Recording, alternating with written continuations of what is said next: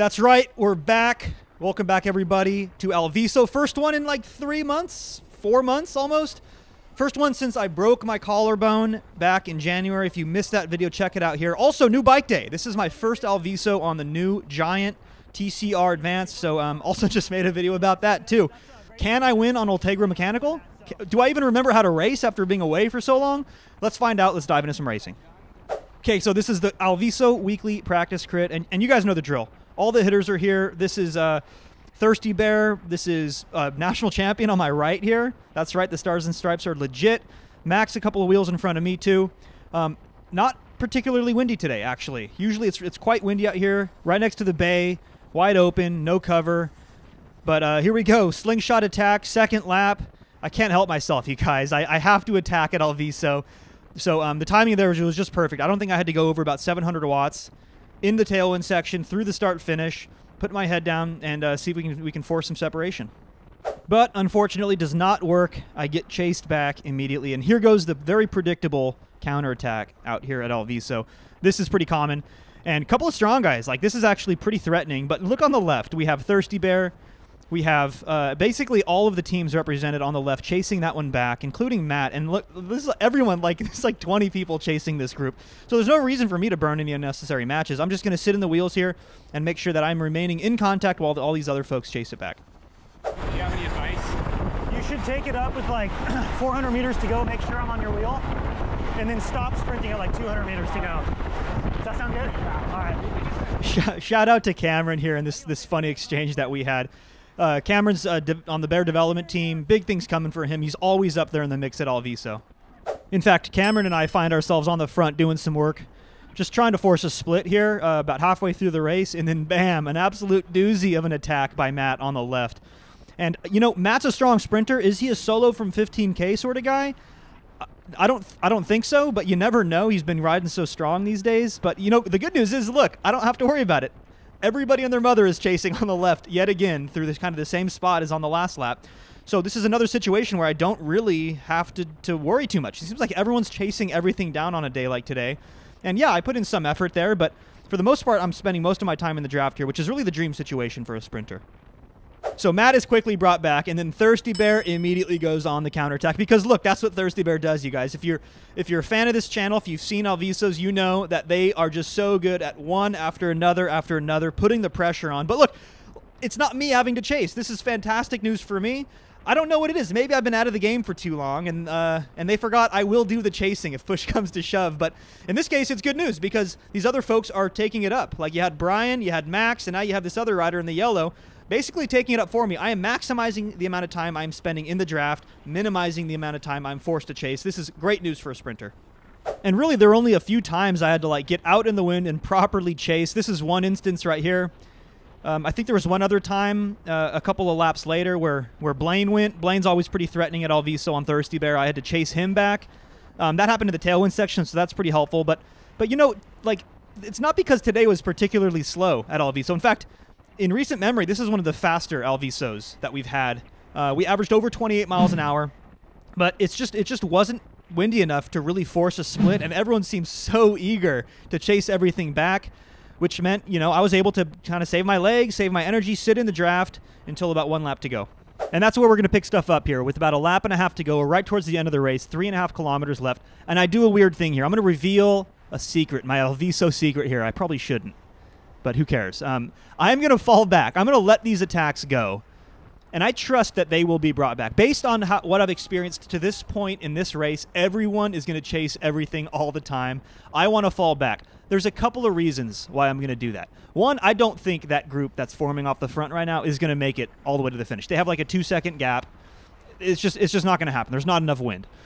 The second reason, if I'm up there in like the top 5, top 10, I am forced to respond to all of those late race breakaways. Look, you can kind of, at this point in the race, you can think of two groups of people. You have the people who are like thinking about 200 meters to go, thinking about the sprint. They trust their legs in the sprint. I'm in that category. The other category of people are the folks who don't trust their legs in the sprint. They're more of a breakaway style rider, high FTP rider, time trial. Let's think about something like that. Those folks don't want it to come to 200 meters. They're going to be attacking in the last lap.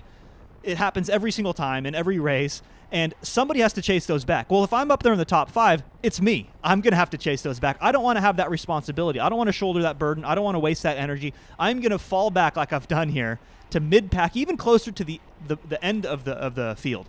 And couple of more thoughts about that. If this was like a big, let's say Legion was in this race, or some big team was organized on the front, this would be a bad idea, because they would start the lead out and they would lift the pace to 34, 35 miles an hour, and the whole field would be single file.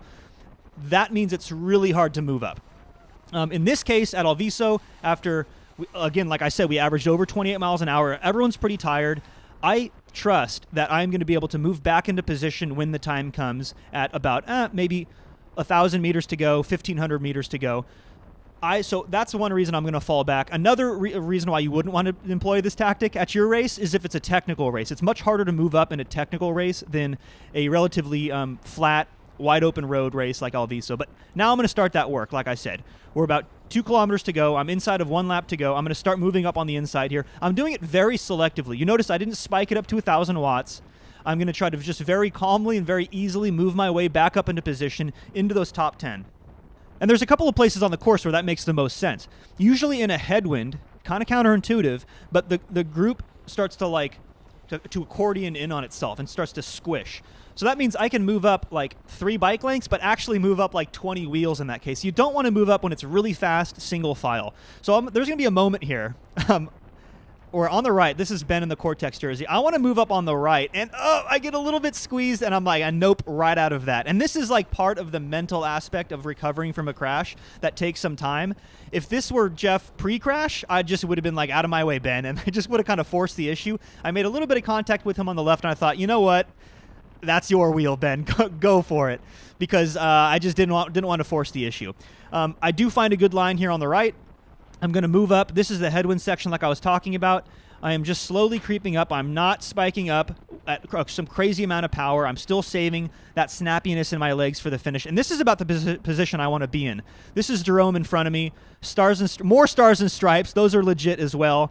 You see his teammate Blaine on the front keeping things fast. So this is right where I want to be. It looked like Ben went on the left for his signature 1K to go attack. And I trust that Thirsty Bear is going to chase that back in the form of Blaine, because that's kind of their setup right here. Blaine is leading it out for Jerome. And then Jerome decides, I'm going to chase that back.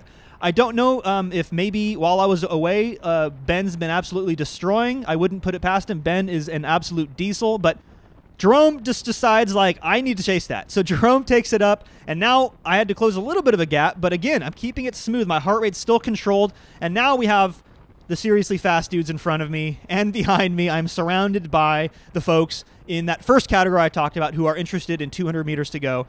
So Jerome chases Ben back. He pulls off. Brian decides now is my time. He takes it up, and it's basically like a lead up for me. This just couldn't unfold any better for me because Max is following him. Max realizes, hey, it's about 250 meters to go. I'm going to start sprinting, and then bam, here comes Matt on the right, already up at 36 miles an hour. He's going for the early one, and I surprised myself. I have 1,500 watts in the legs. I was able to get back into his draft, and there's no time to waste. We have 100 meters left. I have Cameron in my wheel, but hey, sorry, Cameron. I was just on one of those special days. We got it up to 43 miles an hour. And I'll tell you what, guys, this was a special one for me because you just don't know how things are going to be after a serious crash, broken bones. It feels so good to get back out there, be competitive, see my friends, see my adversaries, and take down a W at my first Alviso in months. So, as always, thanks for hanging in there, guys, and I will see you in the next one.